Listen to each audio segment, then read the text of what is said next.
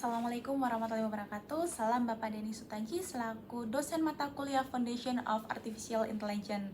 Kami dari kelompok 7 yang beranggotakan Dia Mukti Nusantrio, Berliana Fernandita Eka Putri, dan Tianita Putri Nuraini. Pada kesempatan kali ini, kami akan mempresentasikan mengenai peran Artificial Intelligence dalam transformasi pendidikan Indonesia. Pada kali ini, kami akan membahas mengenai bagaimana perkembangan AI telah membawa perubahan bagi dunia pendidikan, khususnya di Indonesia. Mulai dari proses pendidikan, pembelajaran yang lebih personal, penggunaan teknologi cerdas dalam evaluasi, hingga tantangan dan dampak apa yang ditimbulkan oleh AI tersebut.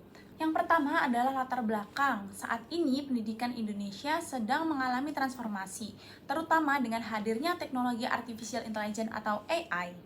Integrasi AI dalam dunia pendidikan ini menjadi salah satu solusi untuk menjawab berbagai tantangan seperti kualitas pembelajaran yang belum merata, kesenjangan akses pendidikan, serta keterbatasan tenaga pengajar di beberapa daerah. Selain itu juga, perkembangan ini juga sejalan dengan tuntutan era digital, khususnya dalam menghadapi industri 4.0 dan Society 5.0, di mana kemampuan adaptasi terhadap teknologi menjadi hal yang sangat penting. Saat ini, Artificial Intelligence atau AI sudah mulai diintegrasikan ke dalam sistem pendidikan di Indonesia. Teknologi ini hadir melalui berbagai bentuk, seperti platform pembelajaran adaptif yang bisa menyesuaikan materi dengan kemampuan siswa, kemudian penilaian otomatis yang membantu mempercepat proses evaluasi, serta dukungan administrasi yang akan meringankan beban kerja guru. Dengan adanya AI, peran guru tidak tergantikan, justru semakin diperkuat. Guru dapat lebih fokus pada pembinaan karakter, kreativitas, dan interaksi dengan sesama siswa. Sementara itu, tugas-tugas teknis lainnya dapat dibantu oleh AI. Kami melihat ada beberapa tantangan utama dalam pendidikan di Indonesia saat ini. Yang pertama, dari sisi kualitas pembelajaran. Proses belajar masih cenderung seragam dan belum dipersonalisasi, sehingga banyak siswa merasa materi tidak sesuai dengan kemampuan mereka. Akibatnya, ada yang tertinggal, ada juga yang merasa bosan, dan ini berdampak pada rendahnya motivasi serta pemahaman. Yang kedua, adanya kesenjangan akses dan infrastruktur. Perbedaan antara wilayah, perkotaan, dan pedesaan masih cukup besar, terutama dalam hal akses internet dan fasilitas pendukung. Hal ini menyebabkan ketimpangan hasil belajar antar daerah. Dan yang ketiga, kurangnya guru dan tingginya beban administratif. Jumlah guru yang terbatas membuat perhatian siswa kurang optimal, ditambah lagi banyak waktu guru tersita untuk pekerjaan administrasi. Maka dari itu, tantangan-tantangan ini menjadi alasan penting mengapa inovasi seperti AI dibutuhkan dalam dunia pendidikan. Selanjutnya, kita juga perlu melihat sisi resiko dari penggunaan AI dalam pendidikan. Meskipun AI memberikan banyak manfaat, tetapi ada potensi ketergantungan terhadap teknologi. Jika tidak digunakan secara bijak, siswa bisa menjadi kurang mandiri dalam belajar. Selain itu, ada risiko penurunan motivasi belajar, terutama jika siswa terlalu mengandalkan sistem otomatis tanpa benar-benar memahami materi. AI juga dapat membawa bias algoritma di mana hasil atau rekomendasi tidak selalu netral, tergantung pada data yang digunakan. Ditambah lagi, kesenjangan digital Indonesia masih menjadi tantangan besar. Tidak semua daerah memiliki akses internet dan teknologi yang memadai, sehingga justru bisa memperlebar ketimpangan pendidikan. Maka dari itu, penggunaan AI harus diimbangi dengan pengawasan dan kebijakan yang tepat. Selanjutnya, saya akan melanjutkan untuk pemaparannya di slide 6 ini. Untuk solusi AI, yaitu personalisasi pembelajaran. Artificial Intelligence dapat mengatasi masalah pembelajaran yang tidak terpersonalisasi melalui sistem adaptif yang menyesuaikan materi, kecepatan, dan tingkat kesulitan sesuai dengan kemampuan unik setiap mahasiswanya sendiri. Next, ada metode AI yaitu Deep Learning dan NLP. Deep Learning dan Natural Language Processing atau NLP memungkinkan AI memahami pola belajar siswa dan dapat jawaban esai secara mendalam tentunya, sehingga dapat memberikan rekomendasi materi dan umpan balik yang lebih akurat serta objektif untuk mahasiswa sendiri. Untuk metode NLP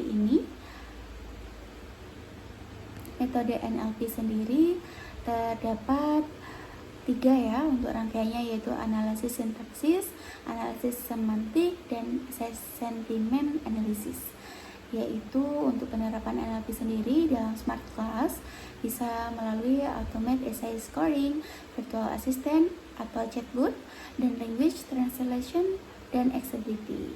Untuk NLP bukan sekedar alat mengucapkan ejaan. NLP adalah teknologi yang memberikan AI kemampuan berbahasa sehingga interaksi antara teknologi dan siswa terasa lebih manusiawi, inklusif, dan responsif. Selanjutnya di set 8 ini ada metode AI, yaitu dengan computer vision dan learning analysis. Computer vision dan learning analysis memungkinkan AI memantau keterlibatan siswa dan menganalisis data belajar secara besar-besaran sehingga dapat mendeteksi kesulitan belajar dan resiko putus sekolah sejak dini. Untuk learning analysis sendiri ini tentunya bisa melacak pola pengumpulan tugas, nilai kuis, hingga berapa lama siswa menghabiskan waktu pada satu materi tertentu. Dan untuk computer vision ini dalam kelas, teknologi ini dapat digunakan untuk mendeteksi juga tingkat keterlibatan siswa secara real time melalui ekspresi wajah atau gestur siswa terlihat bingung, bosan, ataupun antusias. Dan manfaatnya sendiri membantu pengajar mengetahui kapan harus mengubah ritme penjelasan jika mayoritas audiens terlihat mulai kehilangan fokus. Seperti itu. Berbasis AI. Pertama adalah penelitian ini lebih objektif dan konsisten. Dengan AI ini menghadirkan mengurangi beban dari data terhadap subjektivitas dan kelalaian manusia. Poin pada visual ini adalah real time secara feedback, di mana siswa menerima evaluasi hasil materi yang masih segar atau beberapa hari sebelumnya, yaitu juga mengurangi beban administratif, sehingga mereka tidak terjadi pembubukan nih. Jadi guru bisa fokus nih ke dalam pendampingan dan motivasi secara siswa. Selanjutnya adalah pemerataan akses dan inklusivitas. Tantangan terbesar di Indonesia ini yaitu adalah faktor geografis. Melalui AI ini alokasi yang tidak menjadi penghalang nih kualitas pendidikan dari siswa yang di wilayah 3T, terdepan, terluar, dan tertinggal dapat akses yang sama dengan siswa yang di kota-kota besar. Dengan demikian, AI ini menentukan kesenjangan nih dalam dunia pendidikan dan mewujudkan inklusivitas yang nyata. Dan di mana sih yang kita bertanya adalah di mana sih posisi guru ini? Ya, kita lanjut sebagai augmentasi guru. Inilah sebagai poin pentingnya. AI ini tidak menggantikan guru sama sekali, tetapi memperkuat sebagai co-teacher.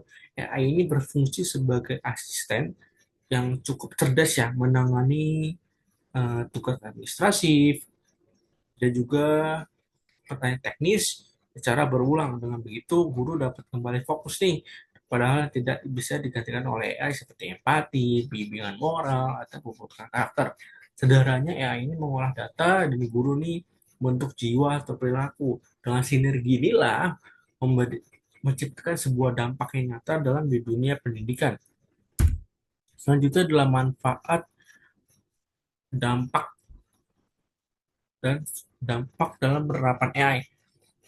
Kita bisa lihat ya di Indonesia sendiri peningkatan kualitas sendiri hingga 80% dan efisiensi administrasi mencapai 19%. Artinya sebagian besar waktu guru ini sebelum tersita waktunya kini dapat dialihkan untuk inovasi dan pendampingan siswa secara personal. Dan ini menariknya perubahan ini bukan sekedar konsep ya, kita sudah memulai penerapannya di Indonesia sendiri.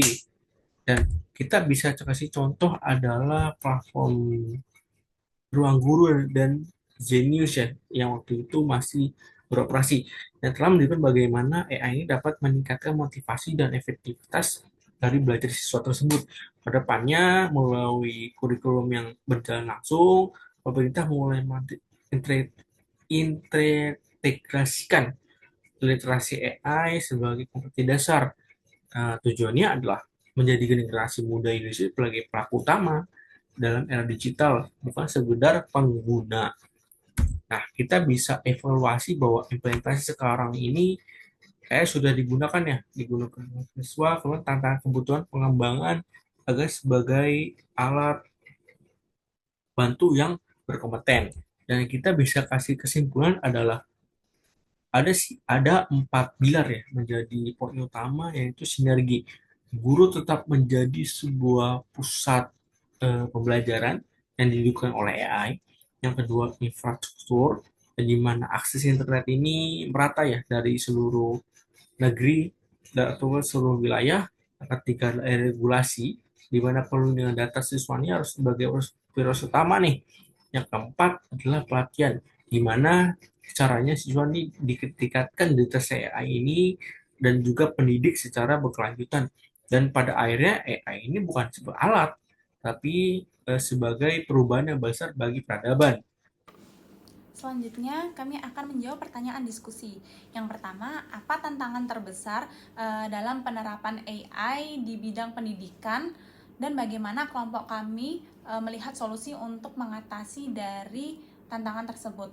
Baik, yang pertama, tantangan terbesar dalam penerapan AI itu kami bagi menjadi 3. Yang pertama adalah kesenjangan infrastruktur, yang kedua ada kesiapan sumber daya manusia, dan yang ketiga adalah isu etika atau privasi data.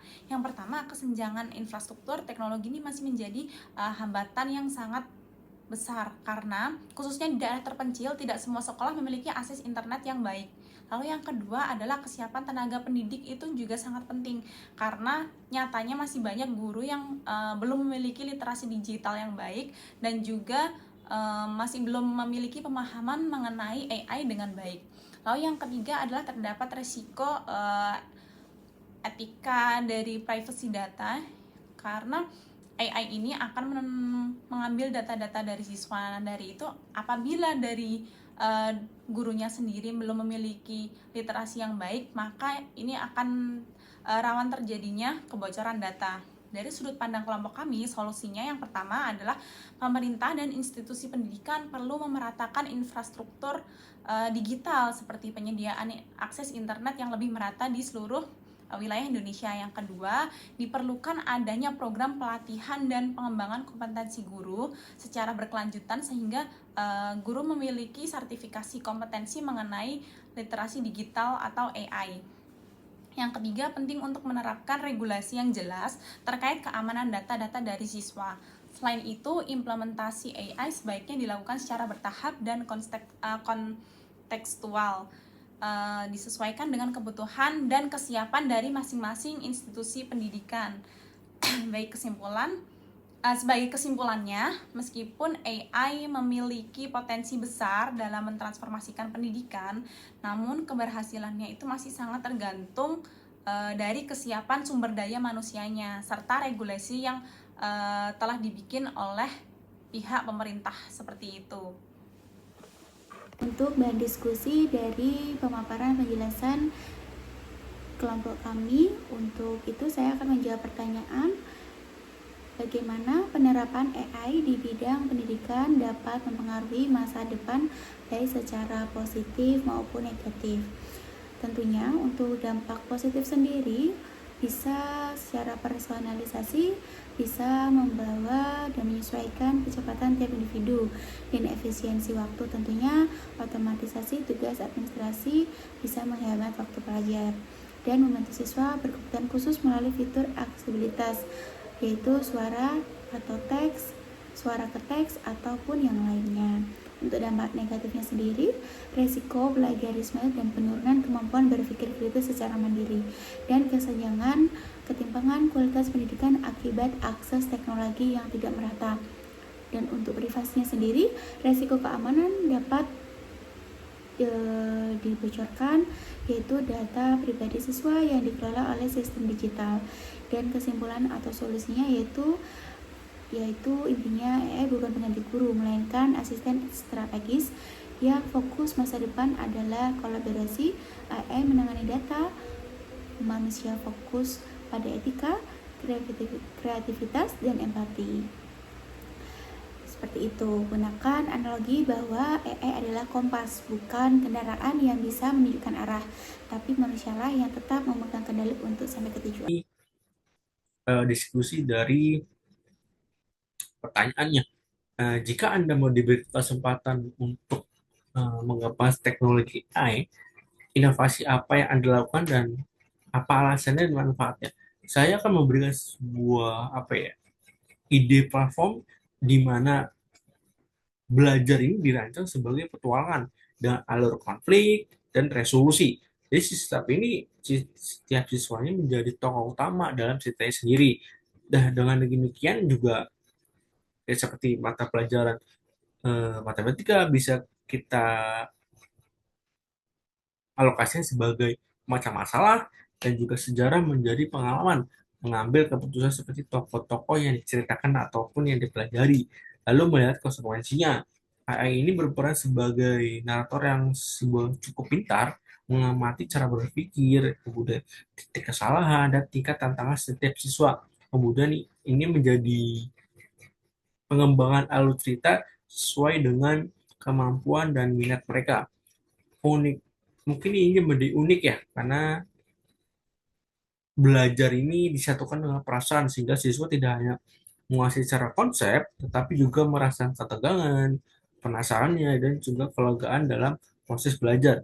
Dan di saat yang sama, sistem sistem tetap memberikan profil belajar masing-masing setiap siswa sehingga menemukan jalannya sendiri dan juga menjadi bagian cerita yang bukan sekedar hukuman, dan manfaatnya juga bagi individu lah, motivasi bagi individu siswa sendiri, motivasi belajar untuk tumbuh terus nih dalam terhubung dengan emosional secara materi. Yang kedua, tingkat guru menghasilkan sebuah siklus yang membantu merancang interaksi yang lebih berkualitas lagi. Dan tingkat sistem, konsep ini bisa menghidupkan konteks ataupun budaya dengan memasukkan sejarah, tradisi, dan juga serta realitas kehidupan ke dalam alur cerita pembelajaran. Ya, sekian dari kelompok 7. Terima kasih atas perhatiannya. Wassalamualaikum warahmatullahi wabarakatuh.